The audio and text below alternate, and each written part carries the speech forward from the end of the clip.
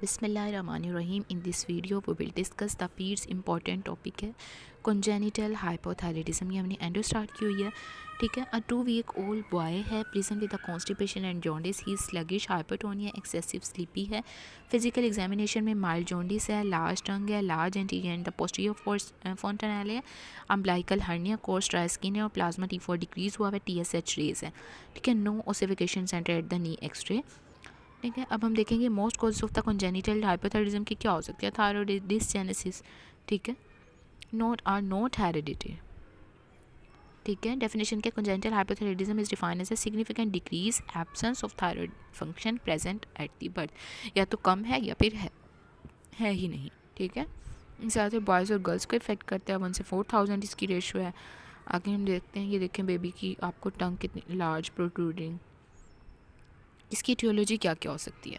अभी हमने डिस्कस की थायराइड ग्लैंड का डिस्प्लेजिया डिसजेनेसिस होगी, एक्टोपिक थायराइड ग्लैंड है, थायरोक्सिन की सिंथेसिस के कई डिफेक्ट हैं, एंड ऑर्गन रेजिस्टेंस है, TRH और TSH में डेफिशिएंसी हुई है, एंडोगाइट आयोडीन की डेफिशिएंसी की वजह से, ठीक है। ये हमने पढ़ लिया। डिफेक्ट थायराइड का जो पूरा प्रोसेस होता है ना, उसके अंदर किसी भी एक स्टेप में अगर प्रॉब्लम आ रही है तो थायराइड नहीं बन रहा, ठीक है। ट्रांसप्लेसेंटल सुप्रेशन होगी है थायराइड की बाद ड्रग और एंटीबॉडी। अब हम क्लिनिकल फाइंडिंग डिस्कस करेंगे। इसके अंदर ये है कि जो थायराइड हार्मोन है does not appear to be necessary for the fetal growth.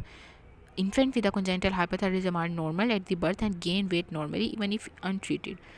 उन्होंने कहा because thyroid hormone does not appear to be necessary for the fetal growth, infant with the congenital hypothyroidism are, ये birth पे तो normal होते हैं, ठीक है, लेकिन आहिस्ता आहिस्ता वो गेन करते हैं वेट नॉर्मली इवन अगर इसे अनट्रीट किया जाता है for the first 3 to 4 month. उन्होंने कहा फीटल की ग्रोथ के लिए तो थायराइड हार्मोन ही चाहिए होता है, लेकिन इन्फेंट्स के लिए तो चाहिए होता है ना। Severity of the system symptoms and physical finding correlate with the degree of the hypothyroidism. gestation का 2 वीक से ज़्यादा होगी और बर्थ वेट इसका 4 kg से ज़्यादा होगा। After the birth they may be the, पैदाइश के बाद अब क्या क्या बच्चे को सिम्टम आएंगे हाइपोथायराइडिज्म वाले बेबी को। हाइपोथर्मिया होगा, एक्रोसाइनोसिस होगी, respiratory distress, large posterior fontanelle, bradycardia, poor muscle tone है, पुअर फीडिंग एंड यूनिटल जॉन्डिस। ये तो हमने सारे जो केस आया था हमारे पास उसी में पढ़ लिए थे। Other symptom after the first, 1 से 2 महीने के बाद जो कॉन्स्टिपेशन, नॉइजी ब्रीदिंग है, एब्डोमिनल डिस्टेंशन है, abdominal umbilical hernia, mottled dry skin है। ये तो जो बड़ों में भी होते हैं ना, आपने देखे होंगे कि brittle hair, thinning of the eyebrows, oedema, anaemia, fontanelle, hypotonia, thick lips, large tongue, deep tendon reflexes है। अब स्वेयर के साथ आएंगे तो स्टेचरी शॉर्ट होगा, एपिफिशियल डिसजेनेसिस होगी, ठीक है, फिजिकल ग्रोथ और डेवलपमेंट और मेंटल रिटार्डेशन। अब हमने देखना इसको डायग्नोस कैसे करेंगे। सबसे पहले तो हमें पता चल गया कि हमने इसमें थायराइड फंक्शन टेस्ट ही कराने वाले। ये देख लेते हैं, सीरम का T4 डिक्रीज हुआ होगा, TSH हाई होगा। लीनियर ग्रोथ देखेंगे तो ratio of the upper two lower segment abnormal होगी, ठीक है।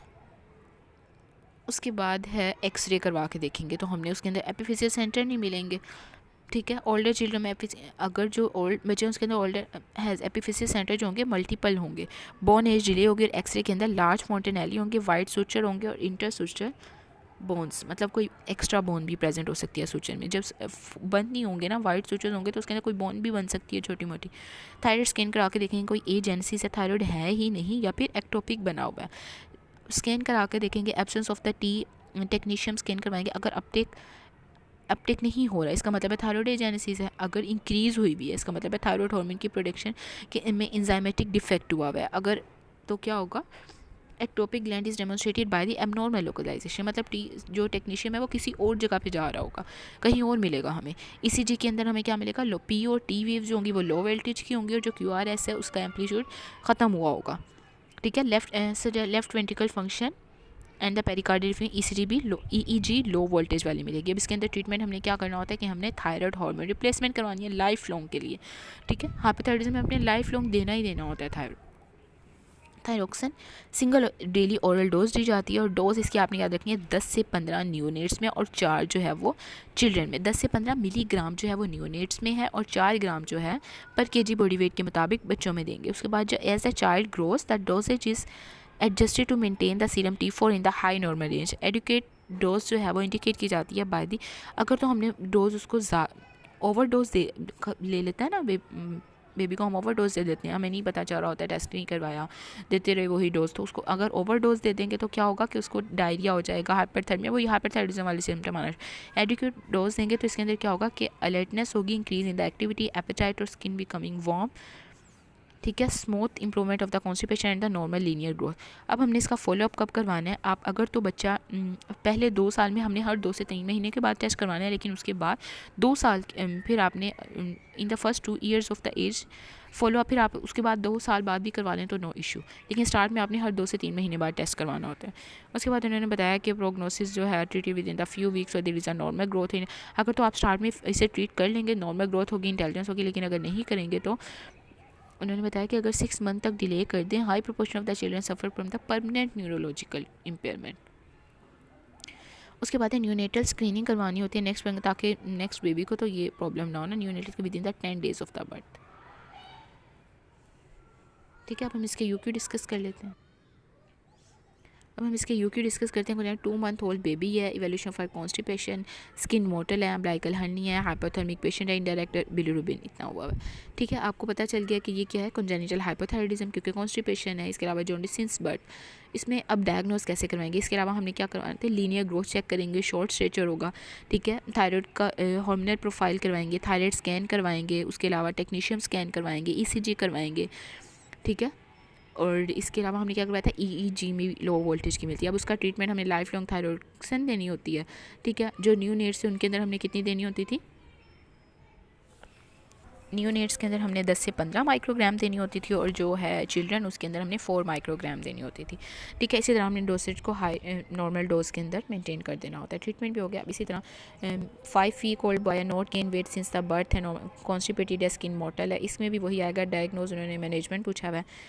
इन्वेस्टिगेशन इसमें भी आगे उन्होंने कहा delayed motor and mental milestone examination है, ड्राई स्किन एंड हेयर, ठीक है। वॉइस हस्की एंड हॉर्स, इससे भी पता चल गया। इनएक्टिव मोटल ड्राई स्किन, ये भी सेम वही है। अब उन्होंने फॉलोअप भी बताया, मैंने आपको बताया था कि अगर पहले 2 साल में आपने हर 2 से 3 महीने के बाद, उसके बाद आप 2 साल बाद भी करवा सकते हैं। उसके बाद उन्होंने बताया फॉलोअप भी हो गया। उसके बाद उन्होंने प्रोग्नोसिस भी किसका पूछा हुआ है। प्रोग्नोसिस में आपने यही लिखना होता है कि अगर, तो वही मैंने आपको बताया था कि अगर स्टार्ट में ट्रीट कर दिया जाए तो नॉर्मल इंटेलिजेंस होगा, लेकिन अगर 6 मंथ के बियॉन्ड किया जाए तो न्यूरोलॉजिकल इम्पेयरमेंट परमानेंट हो जाती है, ठीक है। उसके बाद आगे देखें कहाँ गया, इसमें भी लिथार्जी, पुअर फीडिंग, कॉन्स्टिपेशन, कोर्सिफेस, ये भी हो गया। 5 उन्होंने clinical features, other clinical features पूछे हैं। तो आप क्या, लिथार्जी होती है, कॉन्स्टिपेशन, एब्डोमिनल, ये तो सब उन्होंने बताया हुआ। थिक लिप्स हैं, लार्ज ओपन फोंटेनेलिया, हाइपोटोनिया है, हॉर्स क्रैश, कैंटी, ड्राई ब्रिटल हेयर है, later thinning, non pitting oedema होता है इसके अंदर, ठीक है। हाइपोथन रेस्पिरेटरी डिस्ट्रेस है, poor muscle tone, poor feeding है, ठीक है। जो इसमें नहीं बताया हुआ, बाकी जो आपके माइंड में वो सारे ही लिखते हैं। ये भी हो गया। उसके बाद लार्ज टंग है, इसके अंदर भी हॉर्स का है, अम्बिलिकल। आगे देखें, ये इसमें भी कोर्स फेसिस अम्बिलिकल है, उन्होंने इसमें भी पूछा है 2 इंपॉर्टेंट कॉम्प्लिकेशंस भी पूछी हुई हैं। इसके अंदर यही होगा ना कि न्यूरोलॉजिकल जो है वो इम्पेयरमेंट हो जाती है, ठीक है।